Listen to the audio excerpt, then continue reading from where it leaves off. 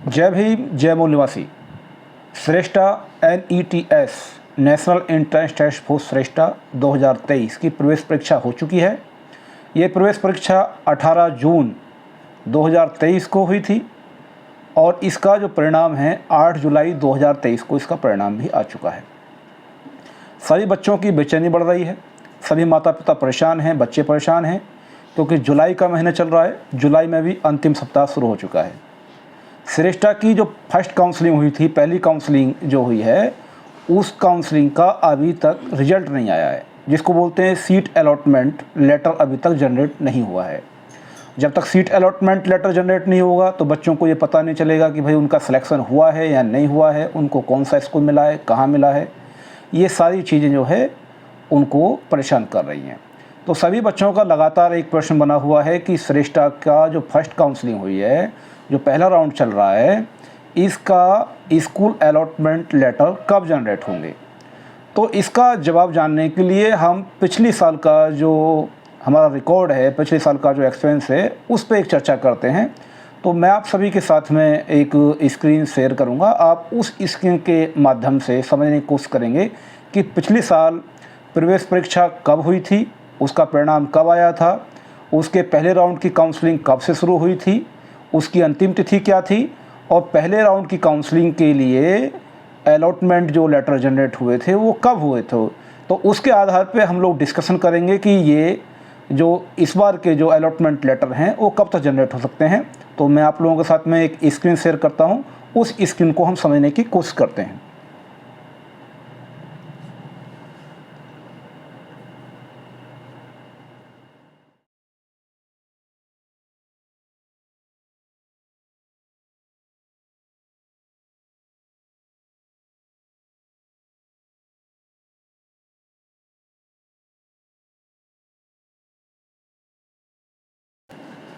तो साथियों, आप सभी के साथ में मैंने एक स्क्रीन शेयर की है। इस स्क्रीन को देखकर आप समझिए कि किस तरीके से पिछले साल का शेड्यूल था। श्रेष्ठा में 2022 में 12 मार्च 2022 से 12 अप्रैल तक इसमें रजिस्ट्रेशन हुए थे और 13 अप्रैल से 15 अप्रैल तक करेक्शन विंडो शुरू हुई थी और 2 मई को इसके एडमिट कार्ड डाउनलोड हुए थे। तो जो हमारा मेन इम्पोर्टेंट पॉइंट है वो ये है कि 7 मई 2022 को NETS 2022 की परीक्षा हुई थी, प्रवेश परीक्षा।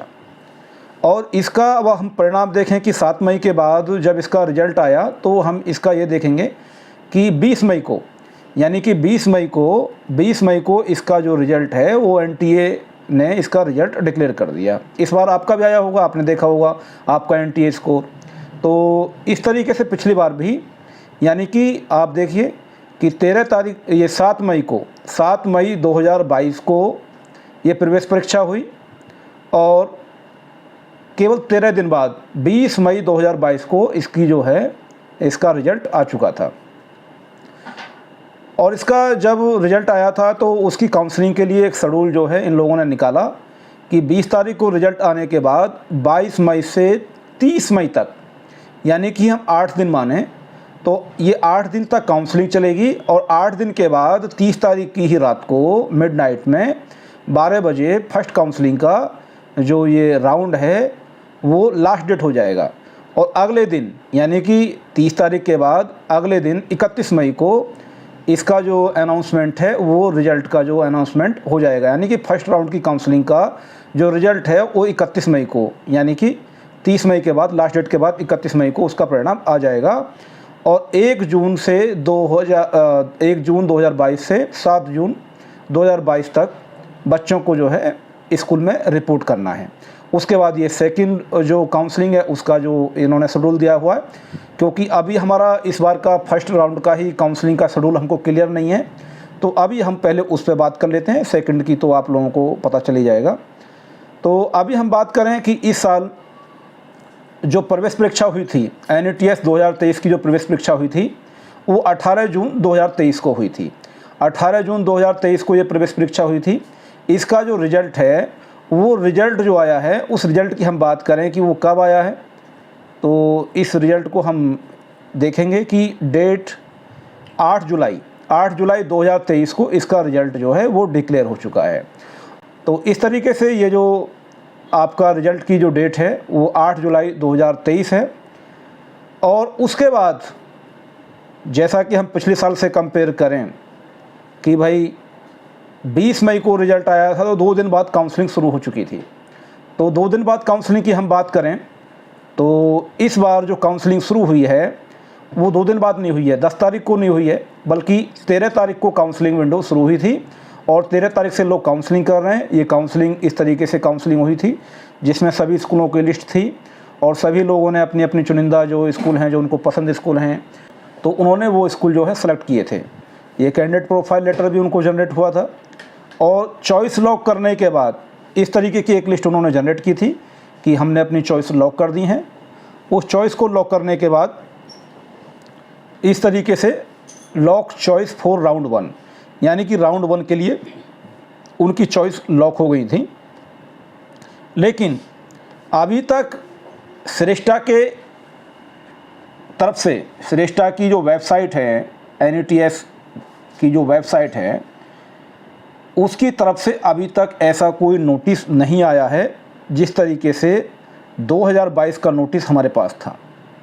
अभी तक कोई भी ऐसा नोटिस हमारे पास नहीं है, जिस वजह से सभी बच्चों की, उनके माता पिता की बेचैनी बढ़ी हुई है कि इसका राउंड 1 का शेड्यूल क्या है, ये कब से शुरू हुआ, इसकी लास्ट डेट क्या थी, इसके पहले राउंड का जो रिज़ल्ट है वो कब डिक्लेयर होने वाला है, हमको कैसे पता चलेगा, कब पता चलेगा कि हमारा स्कूल कहाँ मिलेगा, हमारा चयन हुआ है या नहीं हुआ है, हमको कौन सा स्कूल मिलने वाला है, कौन सा स्कूल मिलेगा, कहाँ मिलेगा, ये तमाम तरह के सवाल बच्चे, उनके माता पिता पूछ रहे हैं, बड़ी ही बेचैन हैं।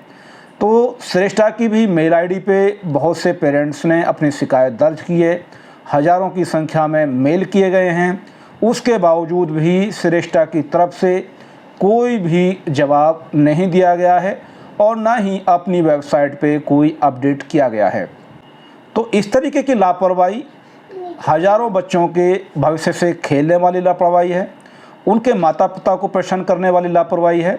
तो इस तरीके की लापरवाही मुझे उम्मीद नहीं थी कि ministry of social justice and empowerment, ministry of education और NTA जो इस स्कीम को संचालित कर रहे हैं वो इस तरीके की लापरवाही भी दिखाएंगे। तो आप समझ सकते हैं कि जिस स्कीम के बारे में उसकी वेबसाइट पे भी अपडेट नहीं है तो और कहाँ उसके बारे में जानकारी ली जा सकती है। फ़ोन लोग कर रहे हैं, फ़ोनों पे कोई रेस्पॉन्स नहीं है, कोई जवाब नहीं है। NTA वालों से बात होती है तो NTA वाले कहते हैं कि हमारी तो जिम्मेदारी केवल इसका प्रवेश परीक्षा कराने तक की थी, अब इसके बाद जो है श्रेष्ठा वाले खुद देखेंगे। श्रेष्ठा वालों के पास बात कर रहे हैं, मेल कर रहे हैं, कोई रेस्पॉन्स नहीं है।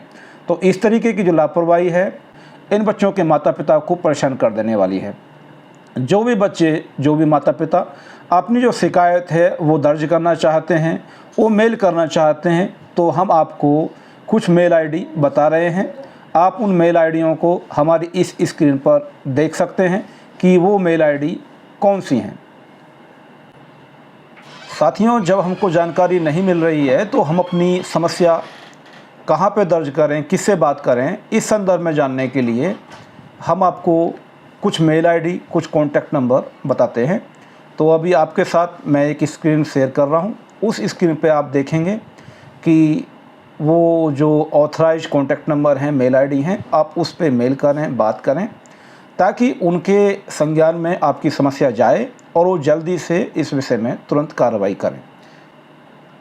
तो इस तरीके से आप देख पा रहे हैं कि ये श्रेष्ठा की जो वेबसाइट है, यहाँ पे कॉन्टैक्ट अस, तो कॉन्टैक्ट अस में आप देखिए यहाँ पे एक मेल आईडी दी गई है। इस मेल आईडी को आप नोट कर लीजिए। इस मेल आईडी पे आप मेल करें। इसको आप ऐसे पढ़ेंगे SHRESHTA, ये ऐड जो लिखा हुआ है ये @ है, NTA ये डॉट लिखा हुआ है .ac.in। तो इस तरीके से आप अपना मेल इनको लिख सकते हैं। ये जो कॉन्टैक्ट नंबर दिए हुए हैं आप इन पे कॉन्टैक्ट कर सकते हैं और उसके बावजूद आप यहाँ पर जा सकते हैं और आप देख सकते हैं कि ये जो मिनिस्टर हैं, ministry of social justice and empowerment के जो मिनिस्टर हैं, उनके ऑफिस के भी कुछ कॉन्टैक्ट नंबर दिए हुए हैं। इनकी एक मेल आईडी है यहाँ पे MIN इस तरीके /SJE@nic.in। तो आप इस मेल आईडी पे भी मेल कर सकते हैं। इनको जो भी इनके कंसर्न जो रिप्रेजेंटेटिव होंगे वो मेल आईडी को देखते हैं। आप इन कॉन्टैक्ट नंबर पे बात कर सकते हैं। आप अपनी अधिक से अधिक जो समस्या है इन लोगों को बताइए, ताकि जब तक आपकी समस्या इनको समझ में नहीं आएगी, ये समझ नहीं पाएंगे कि क्या चल रहा है, कितनी बड़ी लापरवाही इनके मंत्रालय में चल रही है और किस तरीके से जो श्रेष्ठा स्कीम है इसके प्रति लापरवाह लेट लतीफ़ी वाला रवैया अपनाया जा रहा है। तो साथियों, इस तरीके से बात की जाए कि ये रिज़ल्ट कब आने वाला है, तो हम कुछ स्पष्ट जवाब आपको नहीं दे सकते, लेकिन उम्मीद ये करते हैं कि आप अपनी बात जो है इन तक पहुंचाएंगे, इनको अधिक से अधिक मेल लिखेंगे।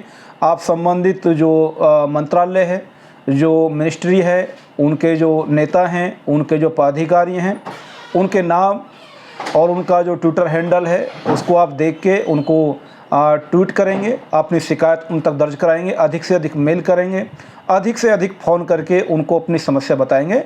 और निश्चित तौर पर मुझे उम्मीद है कि 1-2 दिन में, यानी कि अगर आज आप बात कर रहे हैं हम, तो आज 23 तारीख को हम आपसे बात कर रहे हैं, तो 24-25 यानी कि 25 तारीख तक मैं उम्मीद करता हूं कि 25-26 तारीख तक आप सभी लोगों को ये जो आपकी समस्या है इसका समाधान हो जाना चाहिए और आपको जो स्कूल अलॉटमेंट लेटर जो है वो मिल जाना चाहिए। तो आपकी समस्या का समाधान मुझे उम्मीद है कि 1-2 दिन में हो जाएगा और आपको आपका स्कूल अलॉटमेंट लेटर वो मिल जाएगा और आपको ये पता चल जाएगा कि आपको कौन सा स्कूल मिला है, आपको कहाँ स्कूल मिला है और आपका चयन हुआ है या नहीं। इन तमाम बातों के साथ आप सभी को जय भीम, जय मौलवासी।